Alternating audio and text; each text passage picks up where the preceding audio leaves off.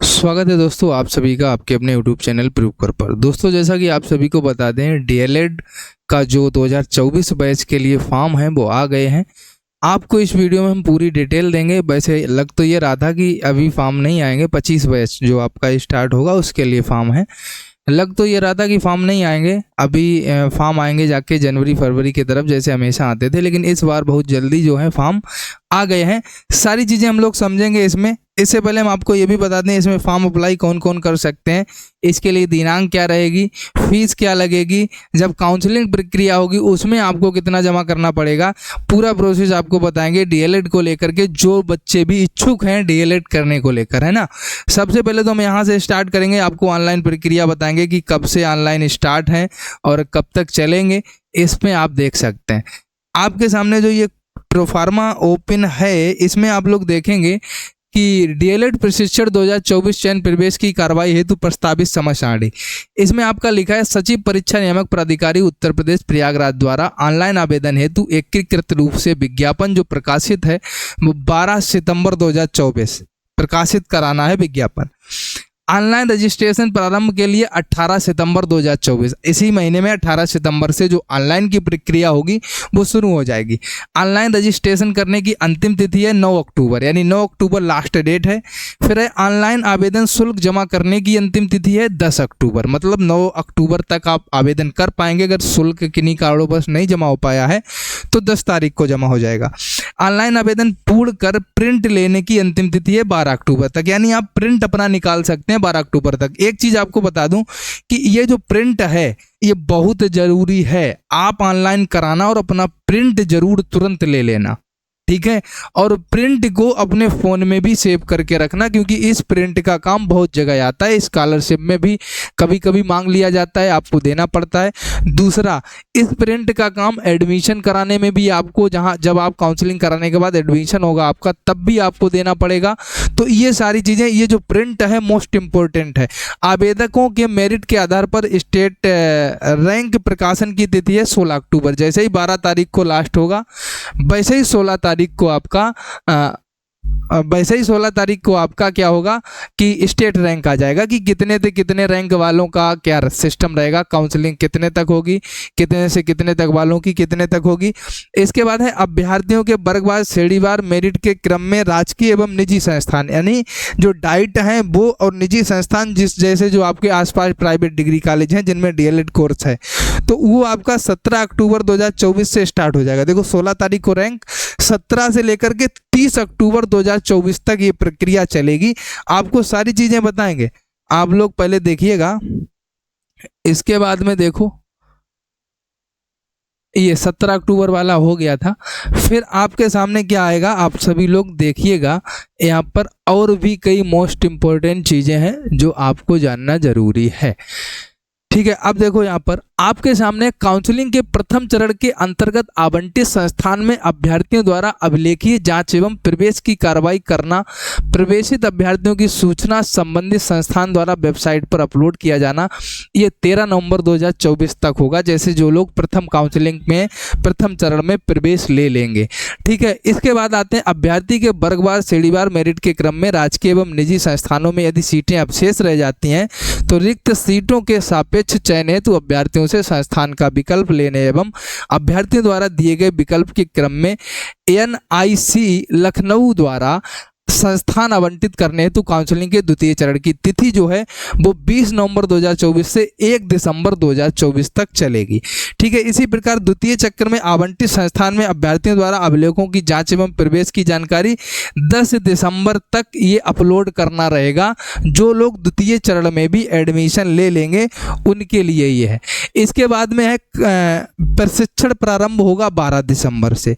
इन्होंने ये यहाँ पर दिखाया है कि 2 चरण में ये लोग बता रहे हैं, ये सारी चीजें ये करवाएंगे, ठीक। अब बात आती है जो फीस वगैरह है उसको भी लेकर हम लोग चर्चा करेंगे कि आपसे कितना फीस पड़ने वाला है जब आप फॉर्म को ऑनलाइन करने जाएंगे। अब यहाँ पर आप देख लीजिए, अगर आप सामान्य और पिछड़ा वर्ग की श्रेणी में आते हैं तो आपसे 700 रुपया पड़ेगा। थोड़ा इसको जूम कर देता हूँ। अगर आप सामान्य और पिछड़ा वर्ग की श्रेणी में आते हैं तो आपसे रुपया पड़ेगा 700। अगर आप अनुसूचित जाति और अनुसूचित जनजाति यानी एससी और एसटी में आते हैं तो आपसे रुपया पड़ेगा 500। अगर आप रिजर्व और ओबीसी कैटेगरी में आते हैं तो आपसे रुपया पड़ेगा 700। अगर आप विकलांगों की श्रेणी में आते हैं तो आपसे रुपया पड़ेगा 200 जब आप फॉर्म को ऑनलाइन कराने जाएंगे। सीधी सीधी ये बात, मोटी मोटी सारी चीज़ों को आप समझ लें, यानी 700 रुपये का फॉर्म को ऑनलाइन कराने में खर्चा।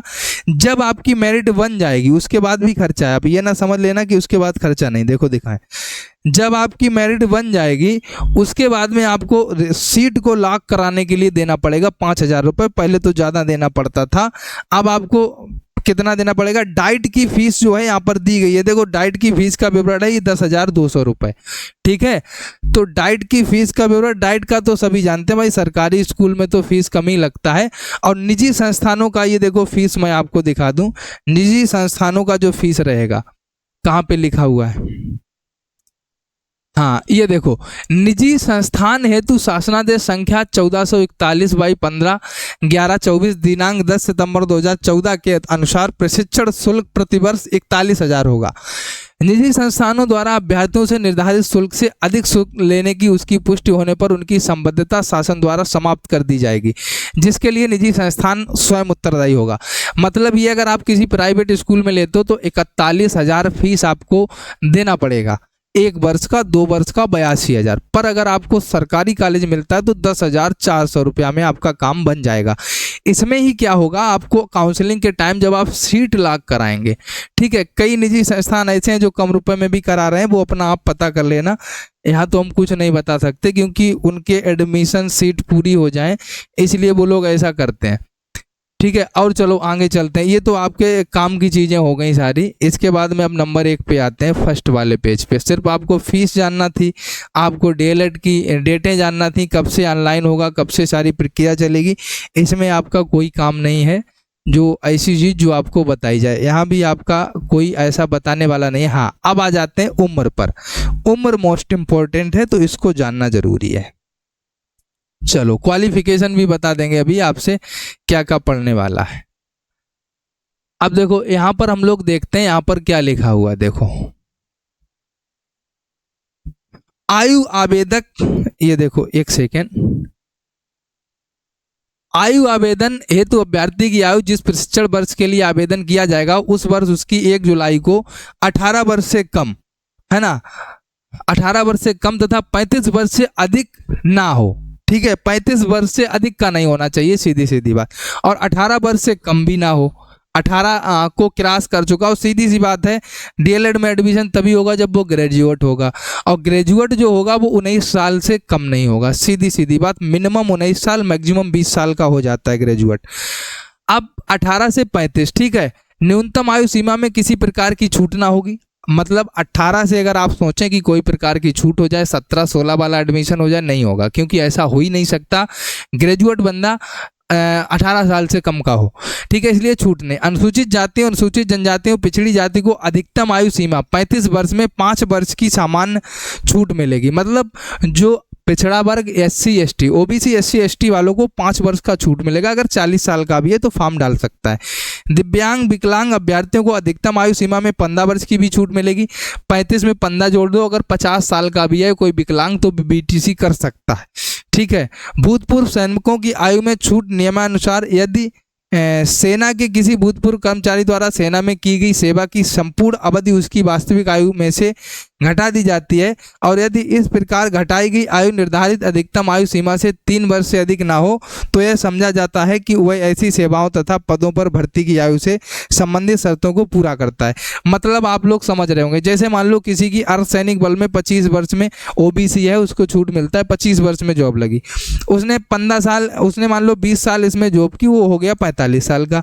अब भैया 45 साल तक तो छूट है नहीं, OBC का है, अगर उसको तो 5 ही वर्ष छूट है, 40 ही तक उसको तो मिलेगा नहीं। लेकिन किया क्या जाता है कि 25 वर्ष जो उसकी इस समय 45 साल उम्र हो गई है, उसमें उसने 20 साल सेवा सेना में दी है, बची कितनी 25 वर्ष।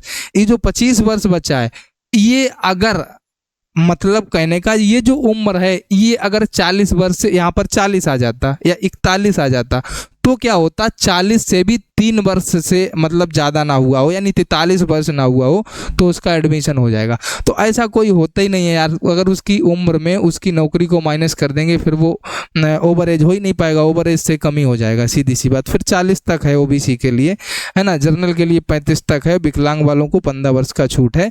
तो ये आपकी आयु सीमा हो गई। अब देखो हम यहाँ पर थोड़ा आपको बता देते हैं, अगर हम लोग बात करें डॉक्यूमेंट की, तो डॉक्यूमेंट आपके पास क्या क्या होने चाहिए इसको भी समझ लो। फॉर्म डालने के लिए आपके पास में आधार कार्ड होना चाहिए, जल्दी से आपको समझा देता हूँ। फार्म डालने के लिए आपको आधार कार्ड आपके पास होना चाहिए। दूसरा, आपके पास में फ़ोटो होनी चाहिए एक। तीसरा, आपके पास में हाई स्कूल की मार्कशीट होनी चाहिए, 10th 12th, और बीए या बीएससी, बीए बीएससी बीटेक, है ना। आपके पास में ग्रेजुएट की डिग्री होनी चाहिए। जो लोग 12th के बाद जो भी डिग्री कर लेते हैं, बीए बीएससी ना करके कई लोग बीटेक कर लेते हैं, इस प्रकार से आपके पास ग्रेजुएट डिग्री होनी चाहिए, जरूरी नहीं है बीए बीएससी ही हो। इतने कागज होंगे, इतने कागज से आपका फॉर्म अप्लाई हो जाएगा।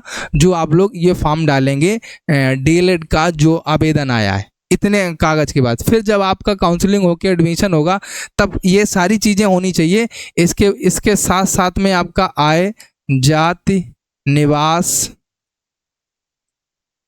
और प्रिंट होनी चाहिए। जो आपने फॉर्म ऑनलाइन किया है उसकी प्रिंट, आय, जाति, निवास, Aadhaar, photo, 10th 12th, BA BSc BTC, और इसके साथ साथ में आपका मेडिकल सर्टिफिकेट भी एक बनवाना पड़ता है, वो भी आपका लगता है। पहले लगता था, अब इस समय इस बार लगेगा नहीं लगेगा वो अलग बात। ये मतलब जितने भी आपके डॉक्यूमेंट हैं, जो प्रिंट आउट है, आधार है, फोटो है, 10th 12th बीए बीएससी की जो मार्कशीटें हैं, आय जाति निवास है, मेडिकल सर्टिफिकेट है, प्रिंट है, और आपने जो ग्रेजुएट किया है इसका प्रोविजनल डिग्री भी लगता है। क्या लगता है?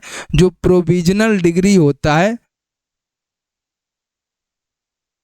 ना, प्रोविजनल डिग्री जो होता है वो भी आपका लगता है। तो और अगर एक आध डॉक्यूमेंट हम भूल रहे होंगे, अभी आगे जो आप पहले फॉर्म डालिए, इतने डॉक्यूमेंट से फॉर्म आपका पड़ जाएगा, तब तक फिर हम आपको फिर बता देंगे। और जो जो डॉक्यूमेंट ज़रूरत पड़ते हैं, जिनको करना ही करना है डीएलएड, वो लोग इतने बनवा के रख लें, मतलब अपने पास में आय जात निवास बनवा लें। ये तो आपके पास हो गई। आधार, जिसका गड़बड़ हो आधार, प्रिंट आप जब ऑनलाइन करेंगे मिलेगा। प्रोविजनल डिग्री आप किसी भी कैफे से ऑनलाइन करा दें, उससे कह दें अब तो डिग्री साथ में आने लगी है, तो अब प्रोविजनल की ज़रूरत भी नहीं है, ये भी आपको बता दें। अब डिग्री आ जाती है। जो लोग अब बीएससी कर रहे हैं 1-2 सालों से, जिनका फाइनल हुआ होगा, तो उनके घर पर डिग्री आई होगी, तो उनको निकलवाने की आवश्यकता नहीं है, उनको उसी का फ़ोटो कॉपी करा देना है, कैफे पे भी नहीं जाना। जो पुराने बच्चे देख रहे हैं, जिन्होंने आज के 5-6 साल पहले किया था और उनके घर पे डिग्री भी नहीं आई आपकी यूनिवर्सिटी से जहाँ से किया, और आपके पास अगर डिग्री नहीं है तो आप क्या करिए, आप प्रोविजनल निकलवा लीजिए। जो भी कैफ़े होते हैं तुरंत निकल आती, 300-400 रुपये वो लेता है और निकाल देता है। तो ये सारी जानकारी है, आप लोग अच्छे से तैयारी करेंगे, हम आपको तैयारी भी कराएंगे। इस यूट्यूब चैनल को सब्सक्राइब करके रखिए, पूरा आपको डाटा देंगे। जब भी फॉर्म आएंगे, ऑनलाइन होंगे, काउंसलिंग कब होगी, क्या सारी प्रक्रिया होगी, सारा चीज़ें आपको बताया जाएगा हमारे इस चैनल के माध्यम से। इस वीडियो में इतना ही। साथ ही साथ टेलीग्राम चैनल भी है, उसका लिंक डिस्क्रिप्शन में, उसको ज्वाइन करिए। एप्लीकेशन है, उसका लिंक भी डिस्क्रिप्शन में है, उसको भी इंस्टॉल करिए, रजिस्टर करिए। ठीक है, वीडियो को अपने सभी दोस्तों में शेयर करिए। मिलते हैं नेक्स्ट वीडियो में, तब तक के लिए सभी को जय हिंद, वंदे मातरम।